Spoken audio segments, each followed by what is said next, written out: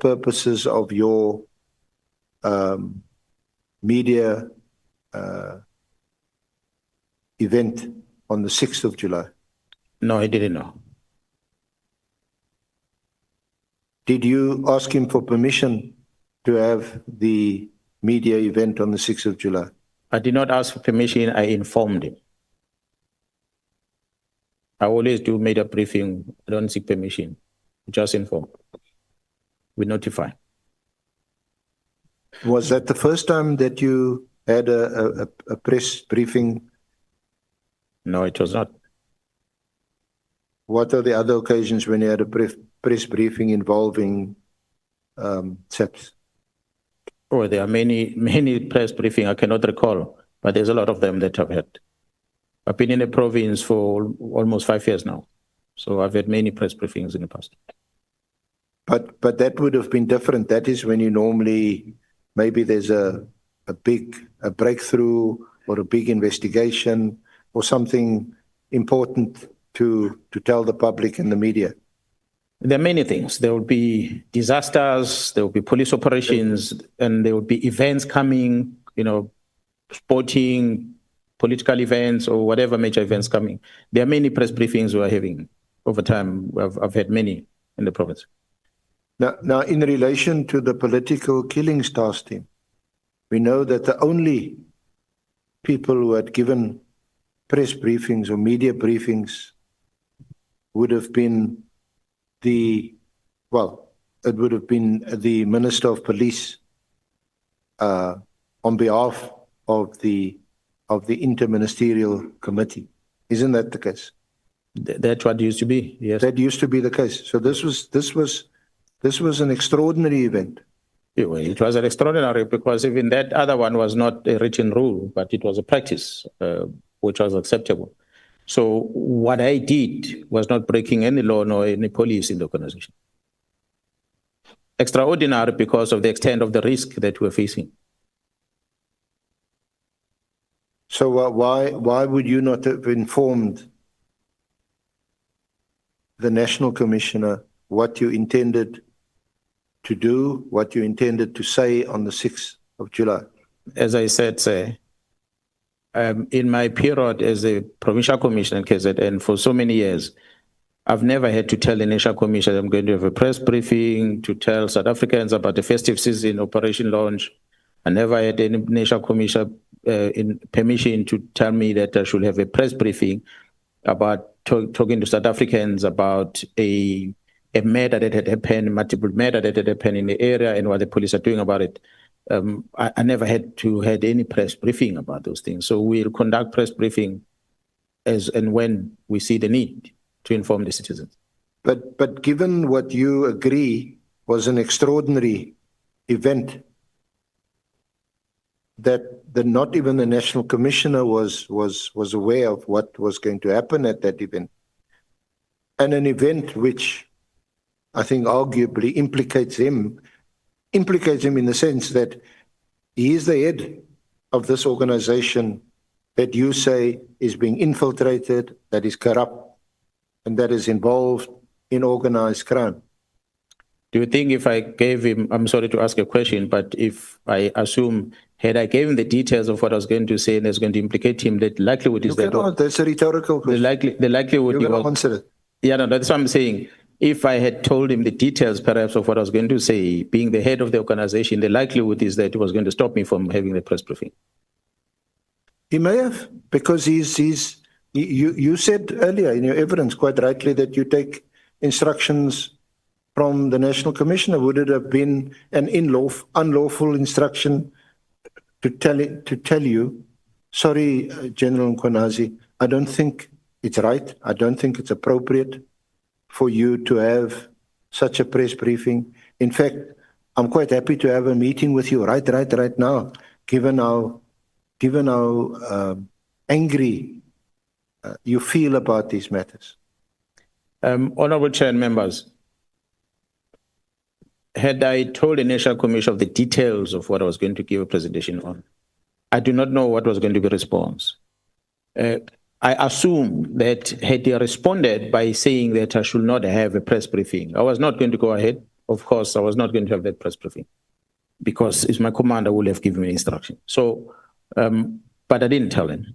I didn't give him the details of what I'm going to be presenting to the public.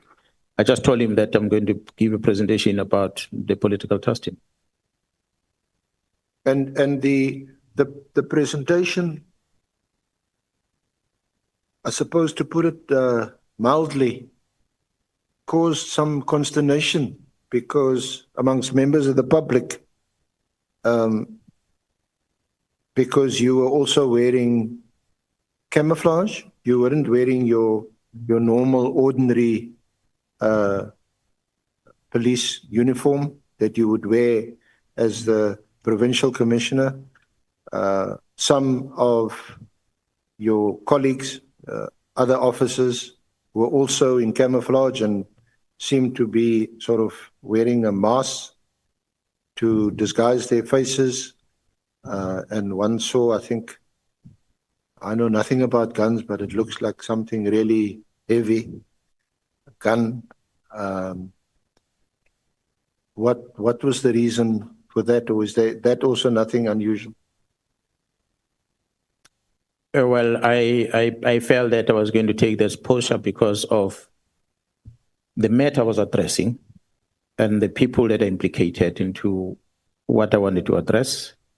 And I've said it before the commission that sometimes we don't necessarily divulge more on what we are doing as a strategy, but we felt that this is the right thing to do at the time, and it's directed specifically to those that are standing in the way of us enforcing the law, which unfortunately they are in a position of authority to stop us.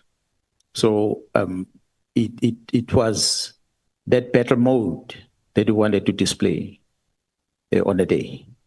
And I did tell the National Commission I'm going to wear camouflage on a day, and they authorized me to do that. Did you contact the National Commissioner either on the 6th afterwards or after the 6th? Or did he contact you at all? When you say contact in relation to what, sir? Well, in relation to what happened on the 6th, because he wasn't aware that this was going to take place. Yeah, well, we've been having a lot of discussions after that. I think at one stage I was called to Pretoria. I cannot remember the exact dates when I was sanctioned to come to Pretoria. So shortly after that briefing. What was his reaction or response? Well, he was shocked, surprised of the content of what I was going to present, but he was well aware of some of the challenges that you're experiencing. So it was not a shock to him to know the extent of the problem. And the mere fact that he had me in the past talking about these things. 6 months is a long time. I started talking about this thing in January this year. When I went to the public, it was in July. So it was a long time since I've been making noise to him about these problems. And everything we are trying fails. Everything we're trying fails. And we then had to tell South Africans that perhaps they must know that there is this challenge, and if we cannot overcome this challenge, they're on their own. So could this have been a reason or the explanation why, when in July, I think it was on the 12th of July, Sabia is asking for some more money, some resources for the further work, what used to be done by the PKTT and now is going to be conducted by murder and robbery. So he makes a motivation, and this is now on the basis that PKTT is disbanded or disestablished. And we know now that the National Commissioner turns down that request. Were you aware of that?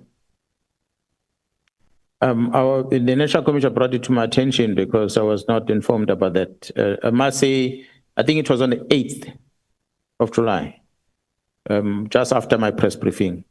It was a team from Jarasbia's office that made a proposal via his office to the National Commissioner to give them budget so they can travel from Pretoria and come with these 121 dockers to KZN to investigate them. And the National Commissioner declined that because it was already a political killings task team in KZN that those dockers should have been kept with the political task team in the first place.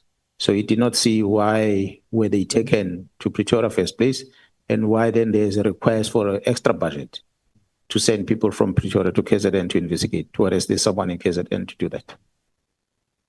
Were you aware that General Sabia would be suspended, or I think initially there was a stay-at-home order, which was unsuccessfully challenged in the High Court, but subsequently he was suspended by the National Commissioner? Yeah, well, I only became aware when the National Commissioner came to KZN. I think there was a march in KZN after my press briefing at Hoy Park. That's when he made an announcement of the leave of absence. After that, he came to my office because he had to visit KZN. I asked him about this leave of absence. What's this? So we had a brief discussion because I traveled back with him on the day. I flew back to Pretoria with him on the day. I say I flew back with him on the same day. What's Sabia? No, the National Commission. With the National Commission, yeah. Sorry. So subsequent to that, any disciplinary administrative issues I was not part of, and I'm not expected to be part of because Sabia did not report to me, was not accounting to me. So it's between him and the National Commissioner. I cannot comment on it. Mm-hmm.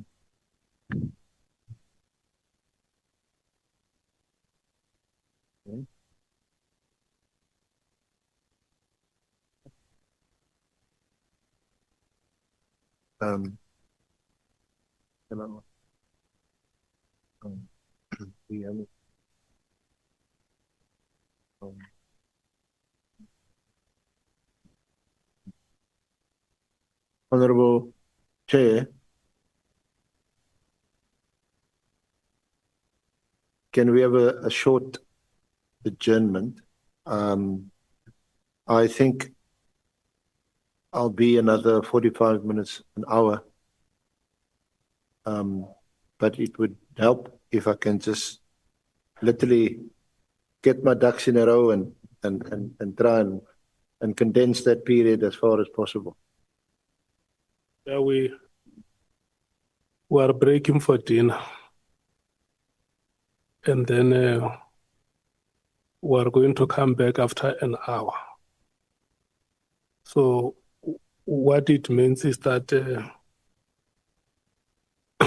if we break now, we're coming back at 8:30. Yeah. So the request for a break has been granted, honorable members. We are breaking for dinner. We are coming back at 8:30. Thank you.